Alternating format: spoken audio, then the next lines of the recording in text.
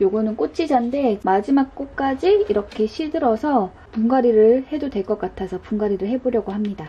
요 분갈이를 꼭 해야 하느냐 하면 사실 이거는 꼭 필수라고 말하기는 어려워요. 분갈이를 하는 이유는 이제 크게는 두 가지예요. 첫 번째는 요 흙의 양분이 적어지니까 더 많은 양분을 보충하기 위해서 새로운 화분으로 옮겨주는 것. 그리고 두 번째는 더 큰 화분으로 옮겨서 뿌리를 더 많이 뻗고 더 크게 자라라는 의미로 분갈이를 하는 목적이 있어요.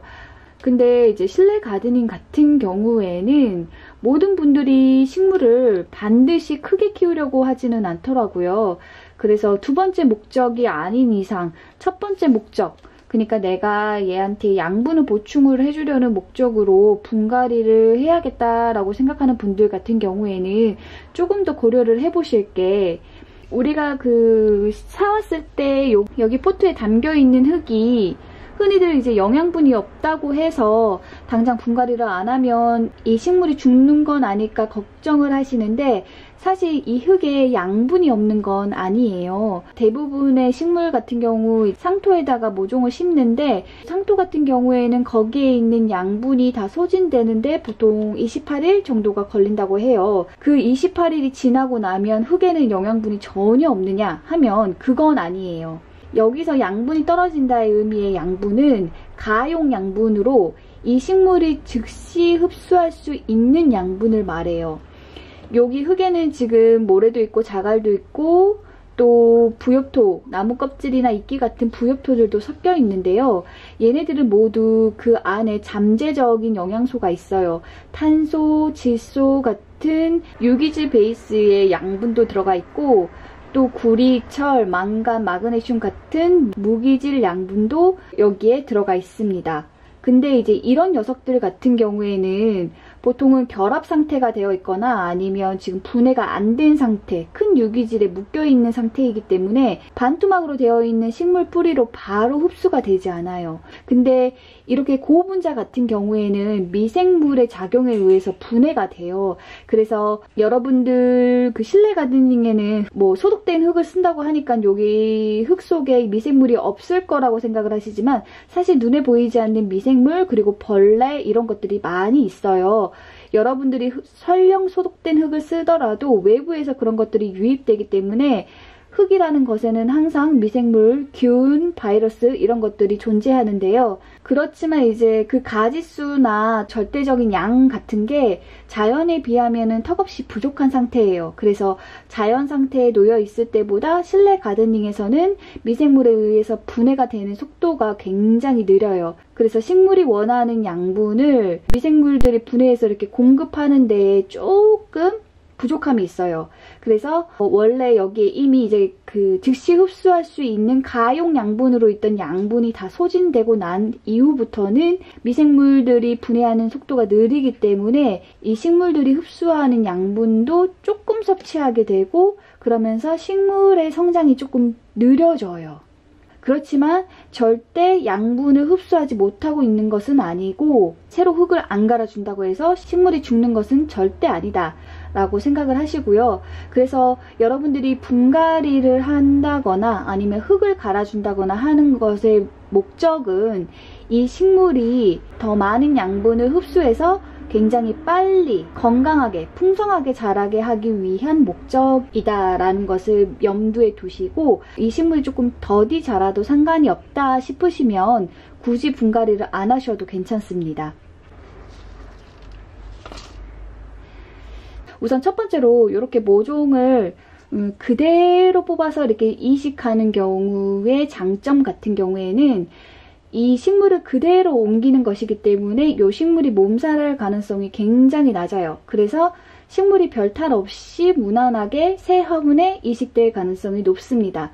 대신에 단점은 식물 같은 경우에는 새로 어딘가에다 놓으면 이렇게 뿌리를 최대한으로 뻗어서 자기가 확보할 수 있는 최대치의 공간을 확보하고 나면 이렇게 뿌리를 감아가지고 일종의 어떤 담? 막처럼 다른 식물의 뿌리가 들어오지 못하도록 이렇게 막을 쳐버리는데, 이게 얘가 모종에서 살 때는 별 문제가 없는데 새로운 화분에다가 이렇게 옮길 경우에는 문제가 되는 게, 이 막이 너무 강하게 쳐져 있으면 그 바깥으로 이게 새로 다시 뿌리를 뻗기가 좀 어려워요. 자기가 쳐놓은 그물에 자기가 걸려서 그 그물을 뚫고 자기가 새로 뿌리를 왕성하게 뻗기가 조금 어려워집니다.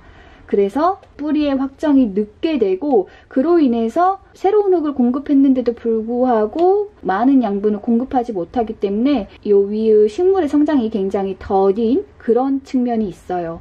그리고 이제 분갈이할 때 여러분들이 어떤 흙에 심어야 될지 잘 모르겠다 싶으시면 얘 모종이 원래 심어져 있는 이 흙을 살펴보시는 게 좋아요. 이 꽃치자 같은 경우에는 작은 모래? 이런 것들이 굉장히 많이 함유되어 있어요. 이렇게 모래가 많이 섞여 있는데 부엽토도 있는 이런 흙을 사질양토라고 하는데요.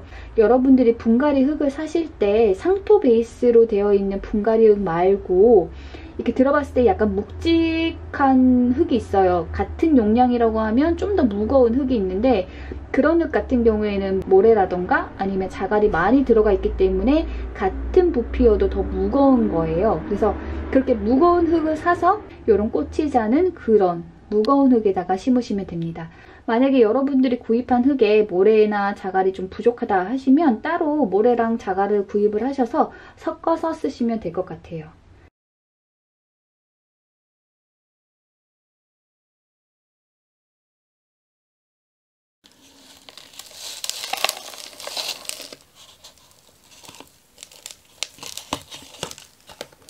이렇게 그물망처럼 되어 있어요. 여기 사이사이에도 흙이 잘 들어갈 수 있도록 해야 식물이 건강하게 적응할 수 있습니다.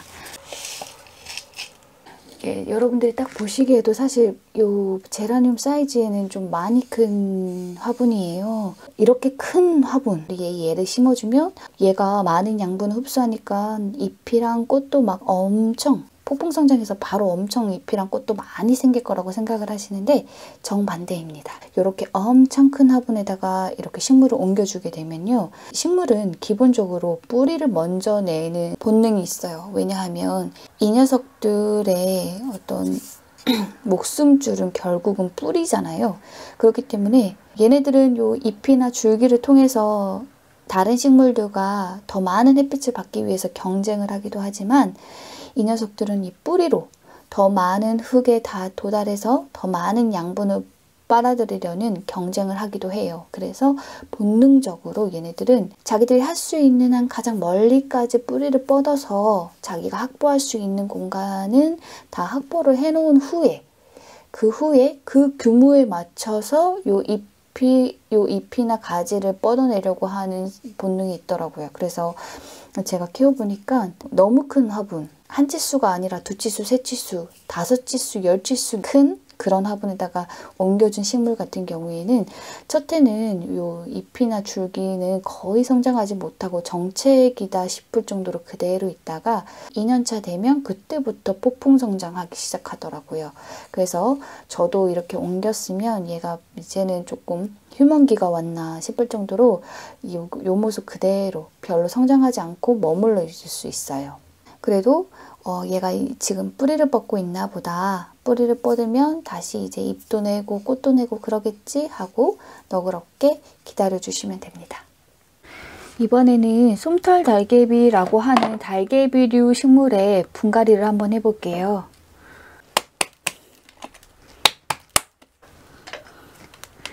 이렇게 화분 가를 둘러서 이렇게 뺑 둘러서 뿌리가 굉장히 빼곡하게 나 있어요. 그래서 거의 이 뿌리로 무슨 종이처럼, 얇은 종이처럼 이렇게 흙을 감싸고 있습니다.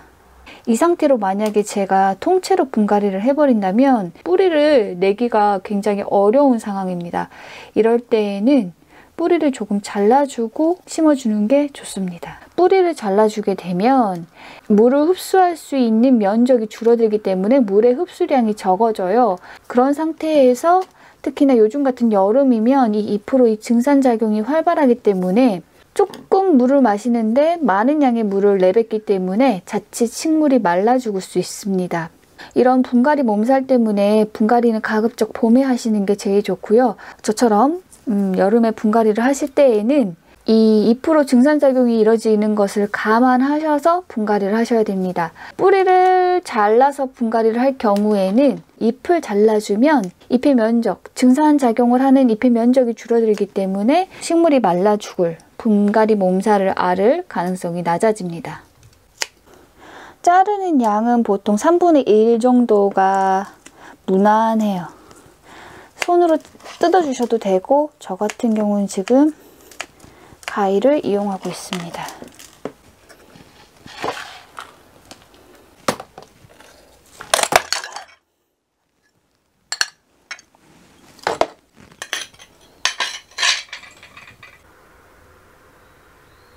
제가 방금 도자기가 깨지면서 거기에 좀 손이 베이고 말았어요. 상처가 없을 때에는 맨손으로 흙을 만지셔도 되지만 상처가 있을 때에는 가급적이면 무엇이든 저같이 안 되면 고무장갑이라도 끼고 분갈이를 하시는 게 좋습니다. 이 흙에는 파상풍균이라는 게 있어서 여러분들이 다친 손으로 작업을 하시면 그 상처를 통해서 그 파상풍균이 들어가서 여러분들이 파상풍에 걸릴 수도 있어요.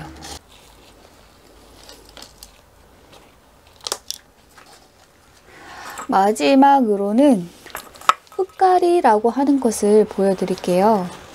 흙갈이라고 하는 것은 화분은 그대로 두고 안에 있는 흙만 갈아주는 거예요. 이런 흙갈이를 하는 경우는 아직 이 화분 사이즈에 비해서 식물이 크게 자라지는 않았을 경우, 그 다음에 여러분들이 식물을 너무 크게 키우고 싶지 않을 때가 있잖아요. 지금 보는 모습이 딱 적당하고 좋아서 계속 가지치기나 잎을 잘라주면서 그 크기를 유지하고 싶으실 때에도 화분을 바꾸지 마시고 이렇게 흙만 갈아주시면 됩니다.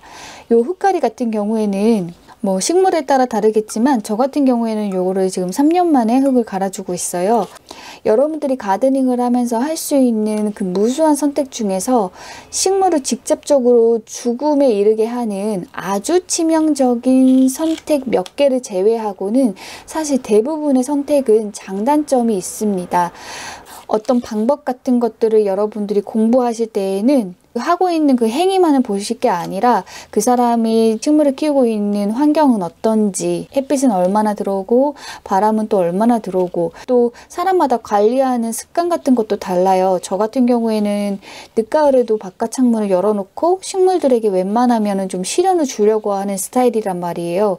그래서 이렇게 시련을 주면서 키우면 식물이 막 폭풍 성장하지는 않아도 되게 작고 단단하게 자란단 말이에요.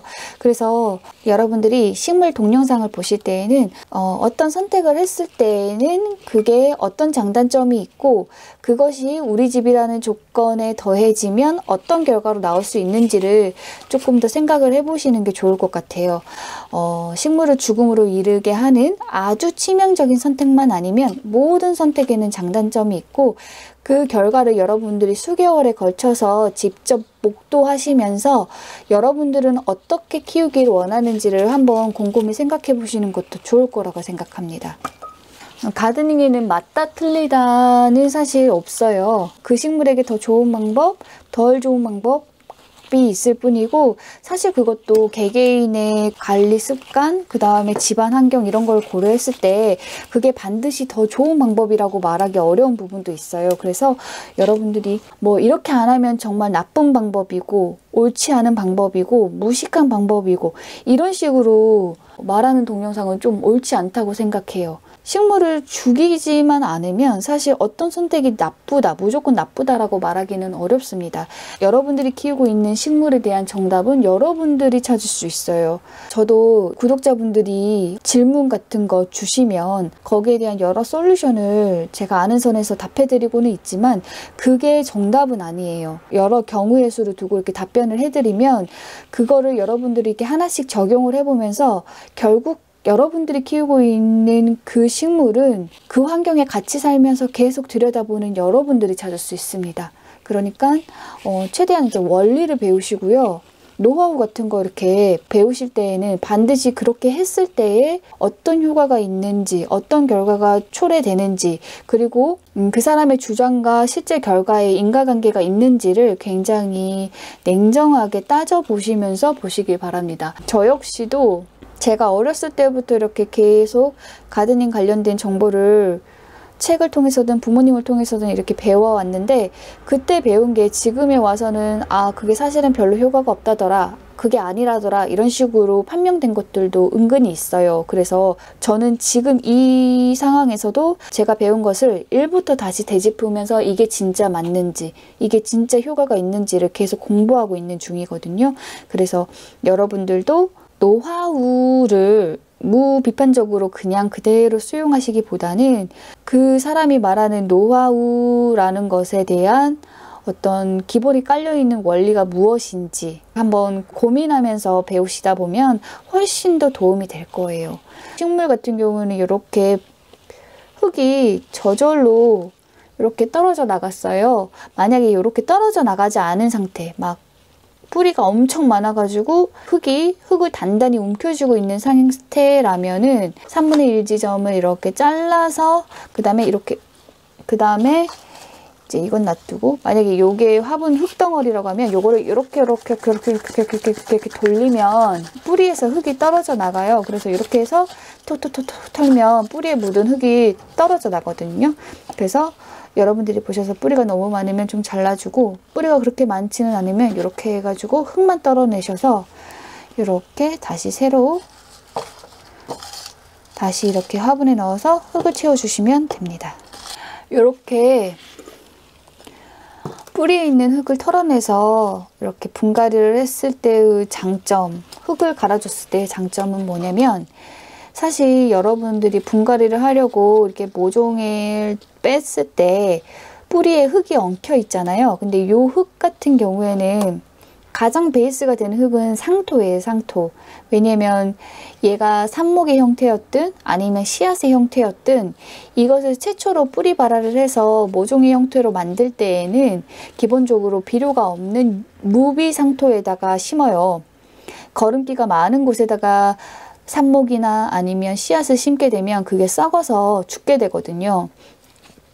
그래서 식물 뿌리에 붙어있는 최초의 흙은 거름기가 없는 무비상토인데, 보통 하원에서 분갈이를 할 때 이 흙덩어리 그대로 큰 포토에다가 옮겨가지고 흙을 채워 넣는 것이기 때문에 이런 식으로 계속 이렇게 옮겨 다니다 보면은 기존에 뿌리에 붙어있던 흙은 털어지지 않는 상태이기 때문에 사실 이 식물에게 많은 영양분을 공급하기 어려운 부분도 있고, 흙의 밀도 차이가 있어서 물 줄 때 물을 흡수하지 못하는 단점도 있어요. 이렇게 뿌리에 붙은 흙을 털어내고 심어주시면 요 뿌리 사이사이에도 새로운 흙이 들어갔기 때문에 요 바깥과 요 안쪽의 흙의 밀도가 같아서 물을 주면 이쪽 뿌리가 있는 쪽으로도 물이 잘 스며들게 됩니다. 이렇게 되면 식물이 말라서 죽을 일은 없어요. 대신에 이제 이런 식으로 분갈이를 하게 되면 이 과정에서 뿌리가 조금 스트레스를 받아서 적응을 못 해가지고 죽을 수도 있습니다. 요게 이 분갈이 방식의 거의 유일한 단점이에요. 여러분들이 이렇게 분갈이를 하고 나서 처음 일주일, 이때가 고비라고 생각을 하고 요 고비 동안 이 친구가 몸살 없이 지나가서 새흙에 적응을 잘 하게 되면 굉장히 좋은 결과로 여러분들에게 돌아올 겁니다. 그래서 이렇게 분갈이를 했을 때에는 특히나 더 햇빛에 노출시키시면 안 되고, 바람이 부는 반그늘에다가 놓고 이 녀석이 충분한 휴식을 취하면서 요 새흙에 적응할 수 있게 해주세요.